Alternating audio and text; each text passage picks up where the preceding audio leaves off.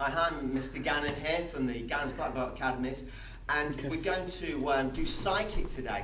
Now, psychic is one of my favourite techniques. I used to use it a lot when it's semi-contact in kickboxing. Not used so much in MMA, but it's a good solid move, and you can use it for demonstration purposes or just free sparring, and it's in part of our curriculum, and it's in some of our forms and combinations we do. Now, first of all, we can do psychic off the front or back leg. I tend to do it off my front leg. So we're in our stance here. Our stance doesn't change, remember, it's always hips forward, elbows in, chin down. And we're going to kick off my front leg here. Now I'm going to bring the knee back. Unlike pointing it like I would with a round kick, I actually pull it right back. I'm pulling it back towards my stomach.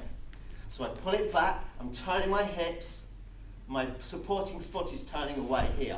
So I pull it back, push the kick out, put it in front, and then guard here in the same position. So, from the side it looks like this.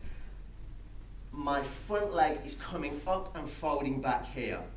And see, the knee is in line pretty much with the knot of my belt.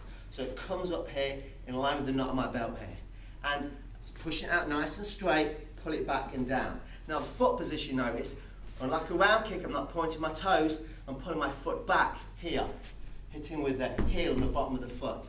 So, I've got my stance here, chin's down, knees a little bit bent here, a little bit of movement. I'm bringing my knee back, pushing the kick out and down. I'm normally doing this kick midsection. You don't normally see this kick a lot to the head, and you don't really see it at all to the legs even in MMA, and I just don't do it to the legs. It's normally done to the body when it is used. Okay, now that's the front leg. Let me show you it off the back leg. Now this is, I found it's a little bit more sneaky actually off the back leg. People tend to think you're throwing a round kick when you throw a back leg kick, but just like before, we lift the knee up, but it comes across the belt line here. The knee comes up, pushing the kick out, finishes exactly the same. The only difference is because I'm throwing off my back leg, I've got a little bit more reach, maybe a little bit more drive and power here, there.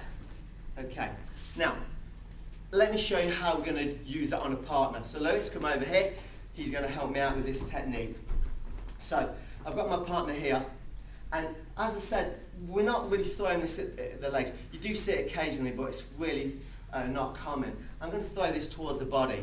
Particularly in general kickboxing or semi-contact regular sparring, this is a good technique.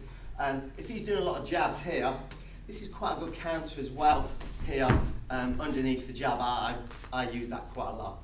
Now, with our side kick, again, we want our hips forward just like all our positions. We don't want to be side on to begin with, because it can single leg take down and do other things. But I'm normally going to set this up with a jab here. Most of my techniques, I'm going to use the jab to set them up here, to make him think high. And I want to get this knee up here and push it in. Now, I can lift my leg straight up, like with a round kick, or I can step here. I can step. When I step, I like to stamp a little bit here, so do the same thing with my jabs here, and then slide the